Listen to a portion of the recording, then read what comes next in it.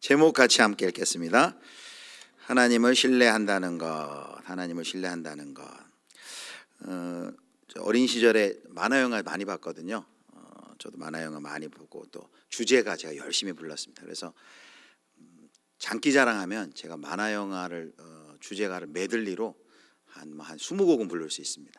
그만큼 만화 영화 많이 봤는데, 혹시 우리 성도 여러분 짱가 아세요?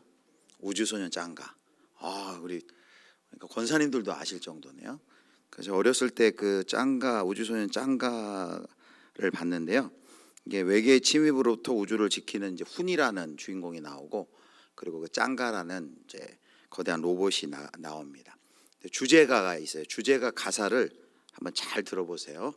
자, 추억의 영화로 잠깐 모시겠습니다. 예.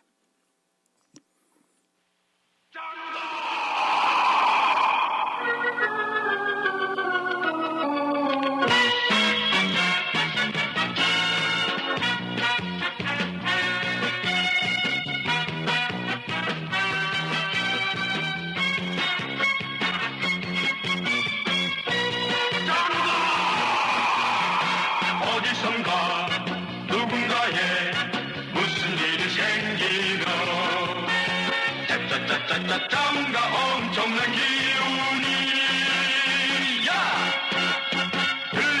틀림없이 생겨난다. 지구는 작은 세계 우주를 누벼라. 씩씩하게 잘도 나른다. 짱가 우리들의 짱가. 당당하게 지구를 지킨다. 짱가 우리들의 짱가.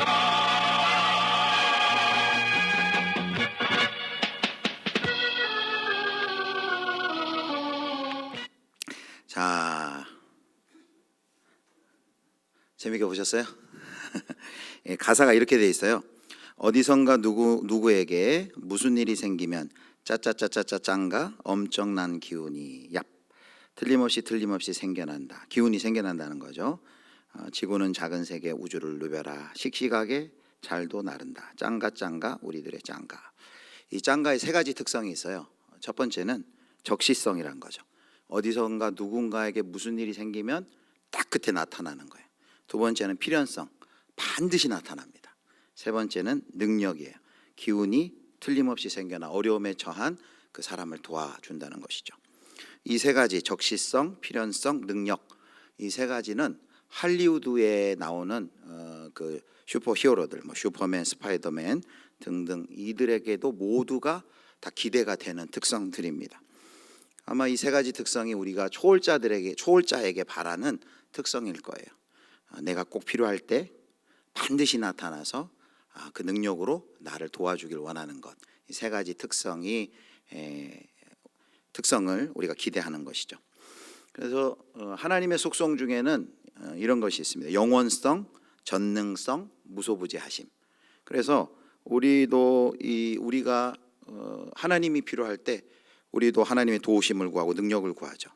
그런데 우리가 하나님의 도우심과 능력을 기대하며 구했는데 하나님의 역사를 경험하지 못할 때, 그 능력을 경험하지 못할 때, 하나님께 아무리 부르짖었는데 아무런 도움을 받지 못할 때가 있죠. 그 적시성과 필연성이 충족되지 못하고 능력을 경험하지 못할 때 어떻게 됩니까? 사람들이 많이 낙심하게 되죠. 우리 삶 속에 이런 경우가 많이 있습니다. 그래서 세계적 기독교 베스트셀러 작가인 필립 얀 씨가 하나님 당신에게 실망했습니다라는 그 책에서 실망과 회의의 순간에 우리의 마음을 파고드는 세 가지 질문이 있다는 거예요. 첫 번째, 하나님은 과연 공평하신가? 두 번째, 하나님은 침묵하시는가? 세 번째, 하나님은 숨어 계시는가? 라는 질문이 우리 안에 자연스럽게 일어난다는 것이죠. 도무지 이해할 수 없는 상황을 우리가 맞닥뜨릴 때, 또 아무리 간절히 기도해도 하나님의 응답을 경험하지 못할 때, 우리가 고통당하는 것을 하나님이 지켜보고 계시기만 하는 것처럼 느껴질 때 우리가 하나님 향해 실망하고 또 때론 배신감을 느끼는 그런 경우도 있다는 것이죠. 여러분은, 우리 성도님들은 그런 하나님께 실망한 적이 혹시 있으신가요? 오늘 본문에 나오는 이 사드락 메삭 아벳느고는 바로 그런 상황 속에 있는, 그런 상황 속에 서 있는 자들입니다. 근데 이들은 이제 이 바벨론에 지금 포로로 끌려가 있는 많은 사람들을 대표해서 서 있는 것이에요. 이들이 큰 질문을 가지고 오늘 그 풀무불 앞에 서 있는 것을 우리가 확인하게 될 것입니다. 우리가 3장 9절부터 읽었는데요. 3장 1절부터 8절까지의 이야기는 이제 바벨론 왕 느부갓네살이 엄청 큰, 높이가 27m 그리고 폭이 2.7m의 금신상을 만들어 두라 평지에 둡니다. 그리고 거대한 신상을 세워서 바벨론 제국에 속한 모든 백성에게 다 경배하도록 하죠. 그리고 경배하지 않으면 어떻게 됩니까? 모두 다 붙잡아가지고 풀무불에 던져버리겠다라는 왕의 명령을, 포고령을 내리는 것이죠. 이런 3장 1절부터 8절까지의 느부갓네살 왕의 모습은 바로 앞에 다니엘서 2장에 있는 그 모습과는 너무나도 다릅니다.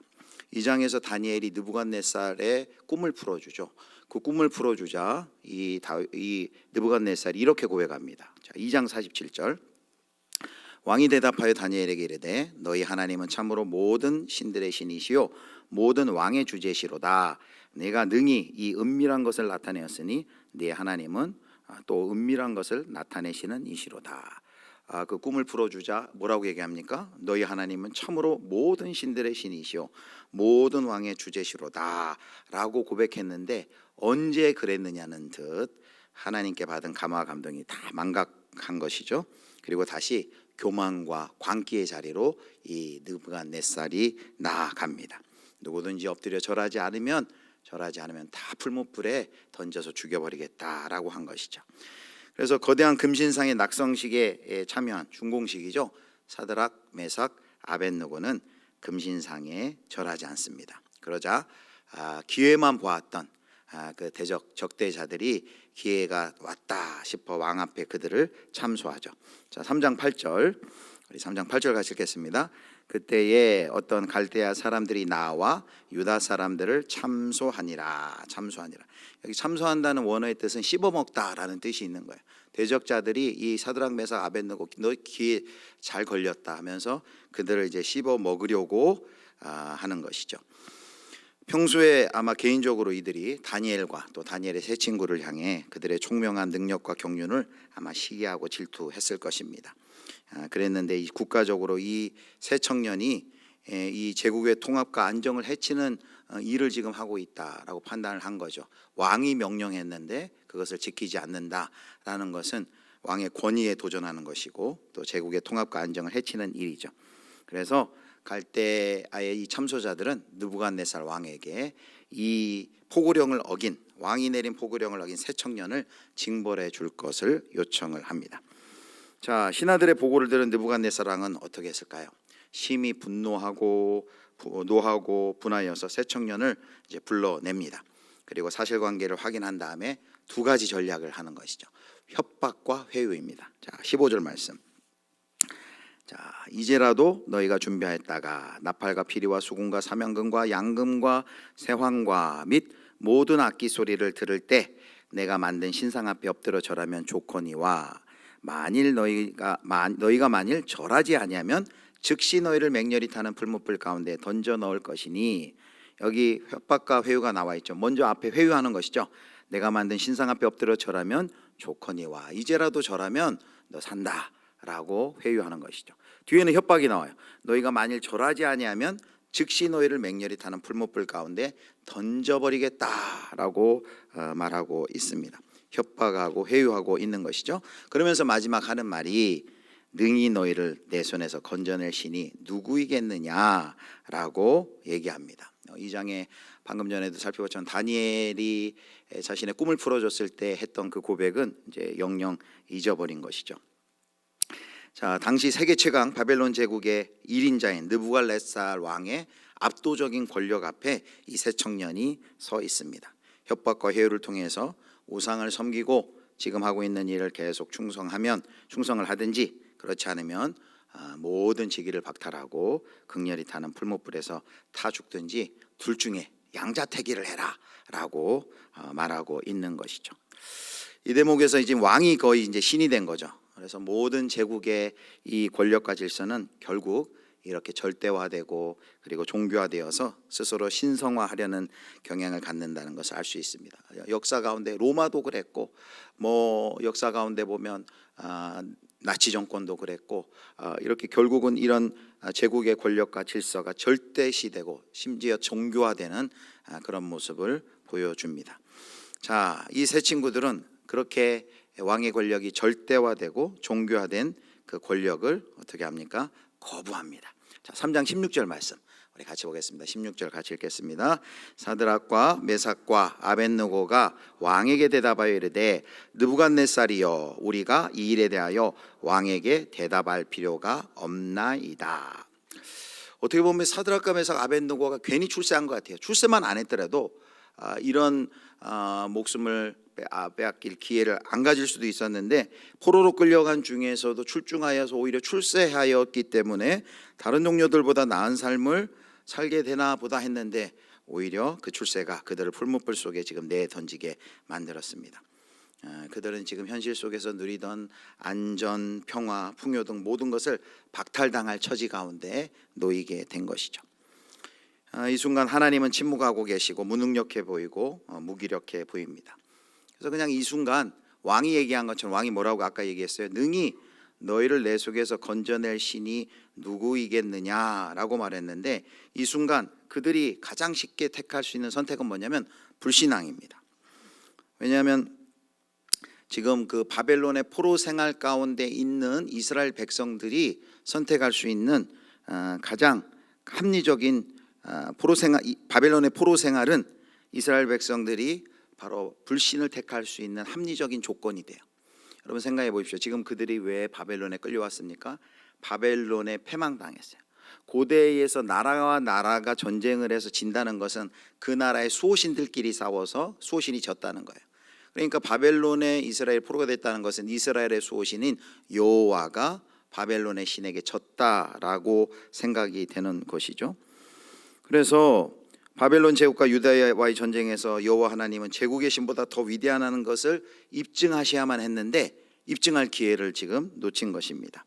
그리고 또 신이라는 존재가 자신의 전지전능함을 드러낼 기회를 놓쳤는데, 지금 또다시 지금 그 신을 섬기는 사람들이 불구덩이에 던져질 위기 가운데 놓여 있는 것이죠. 근데 위기의 순간에 개입하지 않는 신, 자기들의 백성들이 불 속에 내던져지는데 침묵하는 신, 그 신을 믿어야 할 이유가 있을까요? 그래서 여기 지금 바벨론에 끌려온 사람들이 가지고 있는 이 질문을 사드락, 메삭, 아벳느고가 지금 대표적으로 대신해서 지금 하고 있는 것입니다. 모든 유대인들이 지금 가지고 있는 질문을 이 사드락, 메삭, 아벳느고가 하고 있는 거예요. 어떤 질문입니까? 여전히 이스라엘 사람으로서 여호와 하나님을 믿어야 하는 이유를 대보십시오라는 질문을 하고 있는 거죠. 역사하지 않는 신, 전쟁에서 패한 신, 역사하지 않는 신, 말하지 않는 신, 개입하지 않는 신을 지금 계속 믿어야 하는 이유를 알려주십시오라는 그 질문을 가지고, 그 질문이 바로 모든 그 당시에 사드락, 메삭, 아벳느고를 대표하는 그 바벨론에 끌려간 포로들이 가지고 있는 질문인 것이죠. 여전히 역사하지 않는 신, 말하지 않는 신, 우리의 삶에 개입하지 않는 신을 우리가 계속 섬겨야 하는 그 이유를 알려주십시오라는 질문을 가지고 선 것이죠. 자, 그런데 사드락, 메삭, 아벳느고는 바로 그들의 신앙 고백을 통해서 그 질문에 대한 대답을 하고 있습니다. 자, 그들이 뭐라고 거침없이 대답을 합니까? 자, 다니엘 3장 17절 말씀 먼저 읽겠습니다. 왕이여, 우리가 섬기는 하나님이 계시다면 우리를 맹렬히 타는 풀무불 가운데에서 능히 건져내시겠고 왕의 손에서도 건져내시리이다. 자, 먼저 17절 이렇게 이야기합니다. 왕이여, 우리가 섬기는 하나님이 계시다면 우리를 맹렬히 타는 풀무불 가운데서 능히 건져내시겠고 왕의 손에서도 건져내리이다 라고 말합니다. 17절만 딱 읽으면 이렇게 얘기하는 것 같아요. 왕이여, 무슨 말을 합니까? 아까 왕이 뭐라고 얘기했습니까? 능히 너희를 내 손에서 건져낼 신이 누구이겠느냐 라고 왕이 질문했는데, 왕이여 이렇게 얘기하는 것이죠. 우리가 바벨론의 패에 여기에 끌려와 있지만, 지금 이렇게 끌려와 있지만 우리의 신 여호와 하나님은 우리를 여전히 보호하십니다. 그리고 그분은 우리를 여전히 지켜줄 것입니다. 우리는 그것을 믿습니다 라고 이야기하는 것이죠. 그런데 17절만 들으면은 그렇게 이야기하는 것 같은데 18절에 반전이 일어나요. 18절에 뭐라고 얘기합니까? 18절 같이 읽겠습니다. 그렇게 하지 아니하실지라도 왕이여 우리가 왕의 신들을 섬기지도 아니하고 왕이 세우신 금신상에게 절하지도 아니할 줄을 아옵소서. 자, 그냥 17절만 이야기하면 뭐 보통 우리가 생각한 대로 우리 하나님은 여전히 우리가 그 하나님 믿는 하나님은 우리가 위기의 순간에 있을 때 우리를 외면하지 아니하시고 우리를 도와주시고 지켜주시고 보호할 것을 믿습니다라고 말을 해요. 그 하나님은 우리를 지켜줄 걸 믿기 때문에 우리가 그 하나님을 경배한다는 거죠. 그런데 18절에 뭐라고 해요? 앞에 그렇게 하지 아니하실지라도 라고 말합니다. 우리를 구원해 주시는 것, 그 구원의 여부와 상관없이 우리는 하나님을 섬기기에 금신상에게 절하지 않겠습니다 라고 말하고 있는 것입니다. 여러분, 자기들이 불 속에 내던져질 순간에 구해줄 수 있는지 구해줄지 안 구해줄지 불확실하고 관심이나 있는지도 모르겠을 신을 우리 안 구해줘도 좋다라고 말하는 이들의 신앙은 도대체 어떤 신앙일까요? 침묵하는 신을 여전히 믿는 이들의 신앙의 이유는 도대체 무엇일까요? 구해주든 안 구해주든 상관이 없다. 그것과 상관이 없이 우리는 하나님을 섬긴다라고 이렇게 믿는 것이, 이렇게 이야기하는 것이죠. 여러분, 이들의 이유는 뭐라고 생각하십니까? 우리 성도님들은 뭐라고 생각하십니까? 구해주든 안 구해주든 우리가 생각할 때는 하나님이 구해줄 것이니까 우리는 믿겠다. 이게 우리가 생각하는 신앙인데 안 구해줘도 우리는 상관없습니다. 우리는 그 하나님을 믿습니다. 그래서 금신상에 절할 수 없습니다라고 이야기를 하고 있는 것이죠. 여기서 우리는 우리 신앙의 이유를 한번 생각해 볼 필요가 있습니다. 우리는 왜 신앙을 가지고 있습니까? 왜 신앙생활을 하나요? 많은 경우 이런 우리가 생각이 있습니다. 유용성, 즉 어떠한 대가. 우리 예수 믿으면, 하나님 믿으면 뭔가 선물, 뭔가 보람이 있어야 되지 않나. 그래서 믿는다는 거죠. 이게 욥기서 1장 9절에 보면 이렇게 나와 있죠. 사탄이 여호와께 대답하여 이르되 욥이 어찌 무엇 없이요 까닭 없이 하나님을 경외하리까 그랬어요. 종곡을 찔렀죠. 우리는 신앙생활 할 때 까닭 없이 신앙생활을 합니까? 되게 보면 까닭이 있어요. 뭔가 신을 믿으면은, 하나님을 믿으면 뭔가 우리에게 유용하기 때문에, 뭔가 도움이 되기 때문에 우리는 믿지 않습니까? 하다못해 신을 믿고 신앙생활한 마음의 평안이라도 있어야지 우리가 신을 믿는 보람이 있는 것 아니겠습니까? 그런데 하나님이 우리의 위기의 순간에 개입하시지 않는다면, 그의 백성들의 생명이 걸려있는 상황에서 권능으로 구해내는 분으로 그렇게 나타나지 않는다면 우리가 생각이 드는 거죠. 질문이, 우리가 그런 신을 믿을 필요가 있을까? 라는 생각이 들지 않으세요? 그런데 여기 새 청년이 뭘 고백합니까? 새 청년들은 그 하나님을 믿으면서 바벨론에서 아무런 유용성, 즉 선물을 내가 하나님으로부터 얻지 못한다 할지라도 그래도 나는 하나님을 섬기겠다. 이 제국의 신에게 난 저항한다 라고 말하고 있습니다. 도대체 무엇이 이들을 아무런 신을 섬기는데, 그러니까 지금 가장 신이 필요한 순간 아니에요. 하나님이 필요한 순간 아니에요. 가장 절박한 순간, 도움을 받아야 되는 순간인데 그때 도와주지 않아도 나는 상관이 없습니다. 나는 하나님과의 우리와의 관계는 유용성에 있지 않습니다. 뭐 하나님이 우리에게 도움이 되거나 우리를 도와주시거나 나에게 유익이 돼서 그 하나님을 믿는 것이 아닙니다 라고 말하고 있어요. 그렇다면 도대체 이들이 그것과 상관없이 하나님을 믿는 이유, 그것이 무엇일까요? 바로 그것이 우리가 오늘 함께 확인해 보고 싶은 것입니다. 침묵하는 신을 여전히 믿는 이들의 신앙의 이유는 바로 하나님과의 관계 때문입니다. 더 정확히 하나님과의 사랑의 관계 때문이죠. 여러분, 그렇게 하지 아니할지라도 라는 것은 뭘 선언하는 걸까요? 하나님의 사랑은 죽음보다도 강하고 영원합니다 라는 선언입니다. 현실에서 하나님의 즉각적이고 극적인 구원 개입을 지금 경험하지 못한다 하더라도 그 하나님의 사랑은 죽음 너머까지 연결될 것이고 나는 그 하나님의 자비와 사랑을 믿습니다 라는 고백이죠.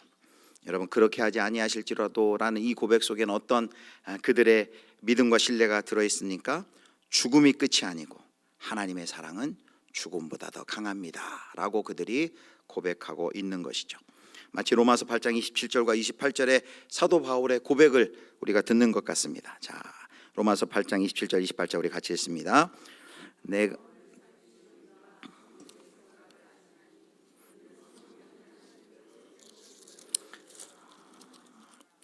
우리가 알거니와 하나님을 사랑하는 자 곧 그의 뜻대로 부르심을 입은 자들에게는 모든 것이 합력하여 선을 이루느니라. 제가 원하는 부문이 여기 아니었고요. 제가 읽어드릴게요. 로마서 8장 제가 잘못 올린 것 같아요. 자, 마지막 27이 아니라 37, 38절입니다. 자, 이렇게 되어 있습니다. 37, 38. 그러나 이 모든 일에 우리를 사랑하시는 이로 말미암아 우리가 넉넉히 이기느니라. 내가 확신하노니 같이 읽겠습니다. 사망이나 생명이나 천사들이나 권세자들이나 현재일이나 장래일이나 능력이나 높음이나 깊음이나 다른 어떤 피조물이라도 우리를 우리 주 그리스도 예수 안에 있는 하나님의 사랑에서 끊을 수 없으리라. 우리를 우리 주 그리스도 예수 안에 있는 하나님의 사랑에서 끊을 수 없다. 나와 하나님과의 관계는 하나님의 사랑으로 엮여져 있고 하나님의 사랑 안에 내가 있고 그리고 그것이 이 세상이 그것을 끊을 수 없다. 하나님의 사랑은 죽음보다도 강하고 영원하다. 죽음이 끝이 아니고 하나님의 사랑은 죽음보다도 더 강하다라는 고백을 그리 아니하실지라도 라는 이 고백 속에 하고 있는 것이죠. 여러분, 우리가 하나님과의 관계 속에서 이 관계를 지속하는 힘이 어디서 나옵니까? 유용성에서 우리가 하나님과의 관계를 지속하는 힘이 나옵니까? 그것이 아니라 바로 하나님과의 사랑의 관계 속에서 나온다라는 것이죠. 예전에 이제 부끄러운 고백인데요. 예전에 한 20대 때 우리 친구가 결혼했어요. 제가 대전에 살 때인데 서울에서 결혼했어요. 그 토요일 날, 바쁜 토요일 날 기차를 예약해가지고 기차를 타고 와서 또 부조도 많이 했어요. 시간 들여 또 교통비 들여 부조도 했어요. 그런데 그 친구가 제가 결혼할 때 안 왔어요. 어떻게 했을까요? 제가 너무 괘씸한 거예요. 나는 시간 들여 토요일 날 부조 플러스 교통비 들여 시간 들여 갔는데 결혼식에 오지도 않고 연락도 없는 거예요. 제 마음속에 얘 내가 사귀어서는 안 되겠다. 점점 멀리하고 그냥 관계가 끊어졌어요. 뭐예요? 이 관계는 무슨 관계예요? 유용성에 의한 관계죠. 내가 이만큼 해주면 제가 저만큼 해줘야 그 관계가 유지되는 그런 관계가 사람의 관계입니다. 그런데 부모 자식과의 관계는 어떤가요? 우리 군대 간 아들이 지난번 외박 나오는데 기특하게 아빠를 위한다고 그 PX에서 얼마 받지 않은 그 월급을 가지고 홍삼을 사왔더라고요. 홍삼을. 그래서 마음이 참 기쁘더라고요. 제가 그 홍삼을 받으면서 너 홍삼 사왔으니까 내가 너 앞으로 더 사랑해 줄게. 너 이거 안 사왔으면 너 호적에서 팔 뻔했어. 그렇게 할까요? 아니죠. 뭘 주든 안 주든 부모와 자식과의 관계는 사랑의 관계로 엮여져 있어서 그것과 상관없이 그 관계는 유지되는 것이죠. 그가 나를 구해줄 것을 믿어 의심치 않지만 그가 나를 구해준다는 사실이 그 사랑의 전제 조건이 되는 것이 아니죠. 그것은 하나님의 주권이고 구해 주실 수 있지만 그 구해주고 안 구해주고 그분께 맡기고 나는 그 하나님의 사랑에 내가 꼭 붙들려 있습니다. 그리고 그 사랑은 죽음 너머까지 이어질 것을 우리는 믿습니다 라고 고백하고 있는 것이죠. 바로 이 세 친구들의 신앙 고백의 핵심에는 하나님과의 깊은 사랑의 관계가 맺어져 있다는 것이죠. 무엇이 이 신앙생활에서 뭘 좀 하나님으로부터 얻고 그걸 선물이라 할 수 있어요. 하나님이 선물을 많이 주시면 더 신실해지고 관계가 깊어지고 그런 것이 아니라 그것과 상관없이 하나님의 그 사랑을 신뢰했고 그 하나님의 영원한 사랑을 그들이 믿었던 것이죠. 사랑하는 성도 여러분, 우리는 이 하나님의 사랑을 도대체 어디서 경험할 수 있을까요? 3장 25절 보겠습니다. 25절 우리 같이 보겠습니다. 왕이 또 말하여 이르되 내가 보니 결박되지 아니한 네 사람이 불 가운데로 다니는데 상하지도 아니하였고 그 넷째의 모양은 신들의 아들과 같도다 하고. 자, 이 구절을 해석할 때 다수의 복음주의자들이 여기 네 번째 인물을 누구로 보냐면 삼위일체 하나님의 바로 2위이신 2위 하나님 예수 그리스도라고 해석을 합니다. 불 가운데 함께 하시면서 그들을 보호하고 계시는 예수 그리스도로 보는 것이죠. 여기는 기적을 베풀기 위하여 그들을 보호하기 위해 나타났지만 이 예수님이 우리 가운데는 어떻게 나타나셨어요? 바로 2000년 전 역사 가운데 몸을 가지시고 성육신 하셔서 우리 가운데 친히 나타나셨습니다. 그리고 우리를 위해 고통당하시고 십자가에 죽으시고 부활하셨죠. 그래서 우리가 이 하나님의 사랑을 우리가 어떻게 가장 정확하게 선명하게 알 수 있습니까? 바로 하나님은 숨어 계시는 듯 침묵해 보이시는 듯 하지만 하나님의 사랑을 우리가 선명하게 어떻게 알 수 있을까요? 바로 우리는 십자가에서 우리 예수 그리스도를 보내신 그 하나님의 사랑을 알 수 있습니다. 필리비안 씨가 쓴 하나님 당신께 실망했습니다 라는 책의 대목을 제가 인용을 해서 읽어드리겠습니다. 자, 숨어 계신 하나님이라면 성육신 사건은 없었을 것이다. 오히려 하나님은 불공평이라는 문제에 말로 답변하시지 않고 성육신으로 몸소 우리를 찾아오셨다. 사랑은 절대 힘으로 얻을 수 없기 때문에 하나님은 성육신과 사랑 그리고 죽음이라는 느리고도 힘든 길을 택하셨다. 여인의 몸에서 태어나심부터 십자가 사건까지 가장 불공평한 물리적 현실을 직접 겪으셨다. 그분이 십자가를 지실 이유는 없었다. 우리를 사랑하기 때문에 자발적인 불공평을 겪으셨던 것이다. 예수님은 살과 피를 가진 우리와 같은 존재가 되어 또 다시 사랑을 원하셨다. 하나님이 우리를 사랑하시는 줄 우리가 어떻게 알 수 있어요? 바로 하나님이자 하나님의 아들이신 예수 그리스도가 이 땅에 성육신하시고 우리를 위하여서 몸버려 피 흘려 찢겨주시고 십자가에 죽으시고 부활하신 그 사건을 바라볼 때마다 우리는 하나님의 사랑을 확증할 수 있는 것이죠. 그러므로 사랑하는 성도 여러분, 우리가 하나님이 부재하다고 계시고 하나님이 침묵한다고 할 때 침묵하신 것처럼 느낄 때 우리가 다시금 바라봐야 할 것이 무엇입니까? 바로 십자가란 것이죠. 자, 로마서 8장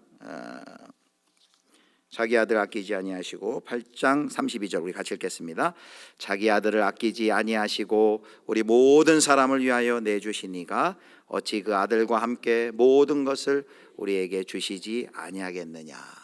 바로 예수 그리스도의 십자가를 생각할 때마다 자기 아들을 아끼지 아니하시고 우리 모든 사람을 위하여 내주시니가 왜 하나님 이거 안 해주시지 저거 안 해주시지 왜 이렇게 하시지 않지라는 생각이 들 때마다 우리가 하나님에 대해서 오해하고 있을 때마다 뭘 기억하라는 거예요? 자기 아들을 아끼지 아니하시고 우리를 위하여 내어주신 아들을 내어주신 그 하나님을 생각하고 그 아들의 십자가를 우리가 생각할 때 그 하나님의 사랑을 우리가 다시금 선명히 확인할 수 있는 것이죠. 십자가를 기억하라, 십자가를 바라보라 라고 말하고 있는 것입니다. 그래서 우리 지난주 말씀 상영회 때도 그렇게 강사님이 얘기했잖아요. 십자가를 바라보면서 기도하는 것에 대해서 말씀해 주셨습니다. 십자가를 바라보고 십자가를 묵상하고 십자가를 생각하며 우리가 기억하고 기도할 때 우리의 처음사랑이 회복되는 것이죠. 자, 이 사드락과 메삭 아벳느고 참 대단하지 않습니까? 참 어떻게 이 자리까지 이런 참 굳건한 믿음, 이런 훌륭한 믿음의 자리에 그들이 지금 서 있게 된 것일까요? 아마 한순간에 되진 않았을 것입니다. 한순간 갑자기 은혜 받아서 그렇게 되지는 않았을 것 같아요. 왜냐하면 관계라는 것은 시간이 필요하고 또 경험이 필요하기 때문입니다. 그런데 오늘 우리가 이 사드락 메삭 아벳느고의 그 생명을 위협하는 그 풀무불 앞에서 담대히 고백했던 그리 아니하실지라도 우리는 하나님의 사랑을 믿기 때문에 그리 아니하실지라도 나는 절하지 않겠습니다. 그 하나님을 택하고 하나님을 경배하고 하나님을 배반하지 않은 이 귀한 믿음 우리가 다 사모하는데 우리가 이것만 보면 이 3장만 보면 우리하고는 또 뭔 얘기네. 우리는 그냥 이거는 성경 속 위인들이니까 나하고는 상관없는 이야기네 라고 생각하실 수 있을 거예요. 그런데 그런데 그런 우리들을 위하여서 오늘 마지막 도대체 어떻게 이 자리까지 나아갔는지 우리가 한 가지 더 살펴보도록 하겠습니다. 그 저명한 상담학자하고 심리학자인 레리 크레비스 쓴 하나님을 신뢰하는 것이라는 오늘 이제 설교의 제목이 여기서 나왔는데요. 그 책이 있어요. 그 책의 내용을 우리 잠깐 함께 좀 요약을 살펴보길 원합니다. 이 레리 크레비스는 하나님을 신뢰한다는 것에 이 레리 크레비스 3명의 사람들을 성경의 인물을 소개해요. 이 하나님을 신뢰한다는 그 영어 제목은 하나님의 길을 이해할 수 없을 때예요. 하나님의 길을 이해할 수 없을 때 성경에 나온 3가지 인물이 3반응을 보였다는 것이에요. 자, 첫 번째 요나예요. 하나님의 길을 이해할 수 없을 때 요나는 어떻게 했어요? 거부하고 달아났다라는 것이죠. 거부하고 달아났다. 두 번째는 사울이에요. 사울은 이제 예수님 만나기 전 사울인데 나중에 이제 바울을 말합니다. 사울은 어떻게 했을까요? 자, 하나님이 하신 말씀을 도저히 난 이해할 수 없다고 해서 그는 왜곡하고 하나님의 말씀을 부정했습니다. 그런데 세 번째 이제 모범으로 보이는 게 하박국이에요. 하박국도 하나님의 말씀을 이해할 수 없었어요. 그런데 하박국은 어떻게 반응했냐라고 했을 때 어떻게 했대요? 전율하고 신뢰한다라고 말합니다. 전율하고 신뢰한다. 여기서 이제 전율이라는 것을 우리가 오늘 좀 깊이 살펴보려고 합니다. 이 전율이 어디에서 나왔냐면요, 한마디로 전율은 그냥 떨림이에요. 두려워서 떠는 것. 자, 하박국 3장 16절부터 18절 보겠습니다. 하박국의 전율과 떨림을 보세요. 자, 같이 읽겠습니다. 내가 들었으므로 내 창자가 흔들렸고 그 목소리로 말미암아 내 입술이 떨렸도다. 무리가 우리를 치러 올라오는 환난 날을 내가 기다림으로 썩이는 것이 내 뼈에 들어왔으며 내 몸은 내 처소에서 떨리는도다. 비록 무화과 나무가 무성하지 못하며 포도나무에 열매가 없으며 감람나무에 소출이 없으며 밭에 먹을 것이 없으며 우리의 양이 없으며 외양간에 소가 없을지라도 나는 여호와로 말미암아 즐거워하며 나의 구원의 하나님으로 말미암아 기뻐하리로다. 자, 여기에 하나님의 길을 전혀 이해할 수 없을 때 이 하박국이 보인 반응이 바로 전율과 신뢰라는 거예요. 전율이 뭐예요? 다시 16절 보여주면 지금 도무지 기대하지도 않고 상상할 수 없는 이제 바벨론에 의해서 그 나라가 멸망당할 것이라는 이 예언을 들은 이 하박국의 반응이 뭐예요? 여기 떨고 있어요. 창자가 흔들릴 정도로 내가 들었으므로 그 소식을 들었으므로 바벨론이 쳐들어온다는 소식을 들었으므로 창자가 흔들렸고 그리고 입술이 떨리고 그리고 또 무리가 우리를 치러 올라오는 환난 날을 내가 기다림으로 썩이는 것이 내 뼈에 들어왔으며 내 몸은 내 처에서 떨리는도다. 그가 두려움 가운데 덜덜덜덜 떨고 있는 모습을 보고 있습니다. 그런데 이 떨림 후에 그가 어떻게 변합니까? 우리가 17절 18절에 살펴본 것처럼 비록 무화과 나무에 무성하지 못하며 포도나무가 열매가 없으며 감람나무에 소출이 없으며 밭에 먹을 것이 없으며 우리의 양이 없으며 외양간 소가 없을지라도 그가 18절에 보면 하나님을 신뢰합니다. 나는 여호와로 말미암아 즐거워하며 나의 구원의 하나님으로 말미암아 기뻐하리로다. 여러분, 그래서 이 레리 크랩이라는 저자는 우리가 하나님을 신뢰하라 이거는 뭐 우리 너무 잘 알잖아요. 그건 뭐 맨날 듣는 말이니까. 그런데 이 책에 보면 하나님을 신뢰하란 말보다 전율해라 두렵고 떨어라 그냥 이 얘기를 계속합니다. 여러분, 두려움 가운데 떤다는 것은 뭘 의미합니까? 아무리 뜨겁게 기도해도 우리가 원하는 대로 인생이 풀리지 않을 때 오히려 하나님은 우리의 기도에 침묵하시는 것처럼 보이고 우리와 기대와 완전히 다른 방향으로 나아가시는 것처럼 보일 때가 있다라는 것이죠. 책 제목처럼 하나님의 생각과 그의 길이 우리가 전혀 이해할 수 없을 때 우리가 어떻게 반응하는가라는 거죠. 그때 저자는 이렇게 얘기하는 거예요.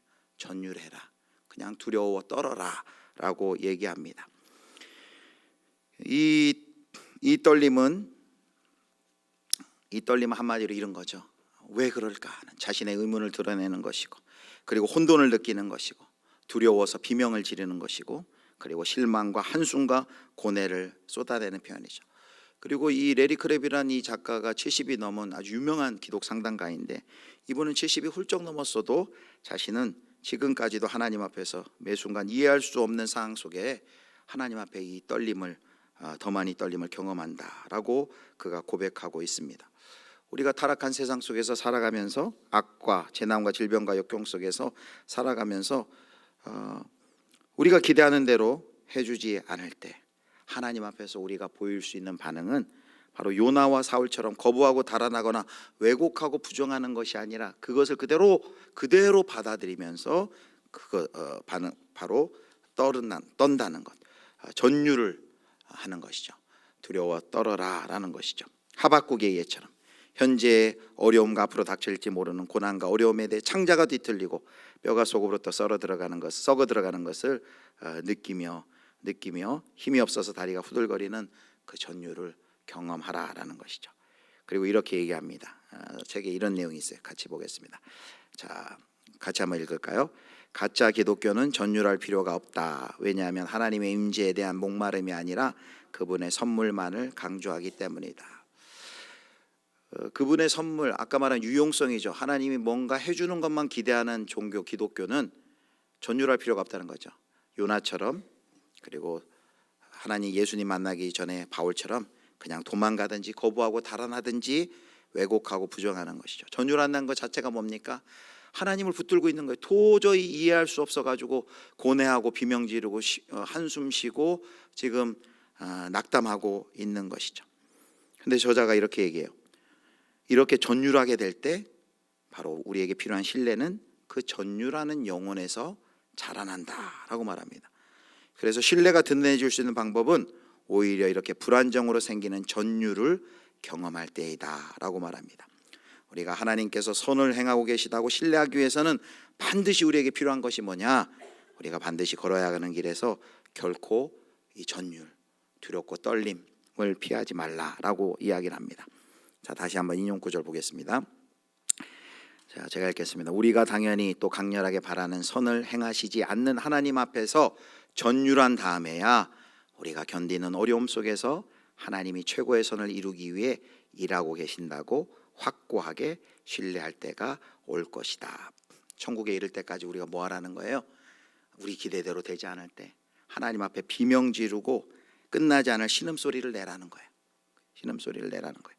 그 길 앞에서 전율할 때야 우리는 비로소 그 전율의 끝에 바로 감사하는 마음으로 하나님을 신뢰하고 그 하나님을 누릴 수 있다는 거예요.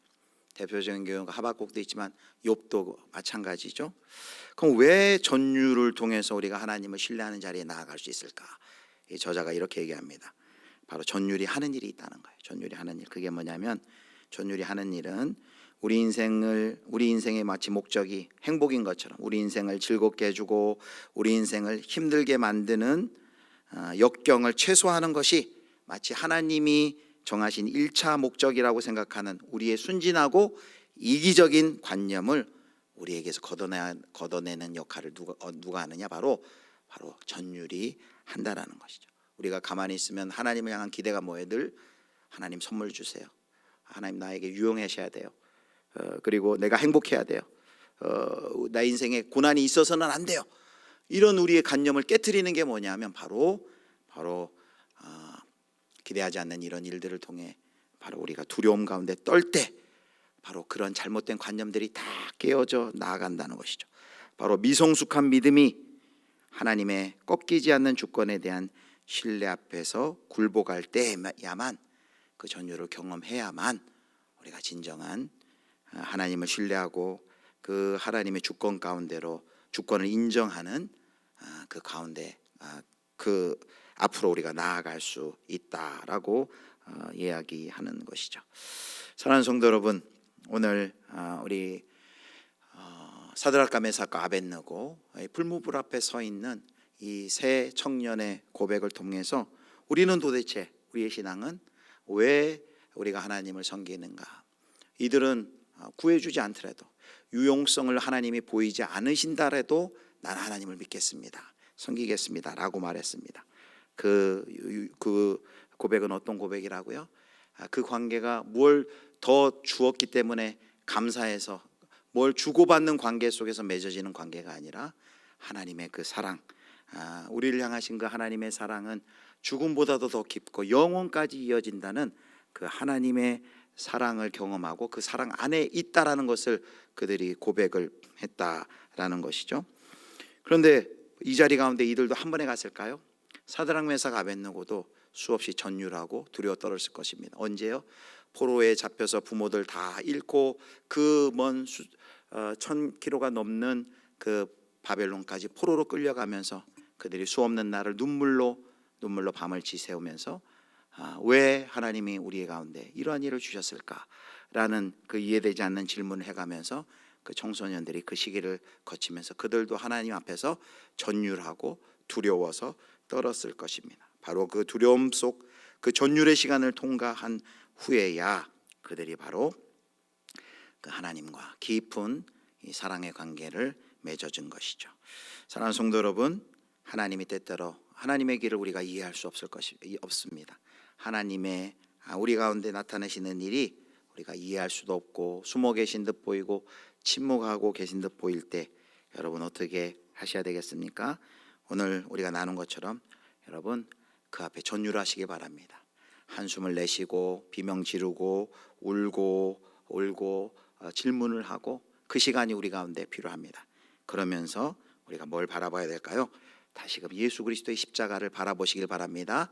바로 그 전율하면서 다시금 고개를 들어서 예수님, 하나님께서 우리를 사랑하신 가장 확실한 증거인 예수 그리스도를 우리가 바라볼 때, 다시금 십자가를 바라볼 때 우리 안에 그 하나님의 사랑이 다시금 꽃피고 하나님을 깊이 신뢰하는 자리 가운데 나아갈 수 있게 될 것입니다. 저와 여러분이 바로 이와 같이 하나님의 이해할 수 없는 그 상황 속에서 전율하며 하나님의 십자가를 바라보며 하나님을 신뢰하는 자리까지 나아가기를 주님의 이름으로 축원합니다.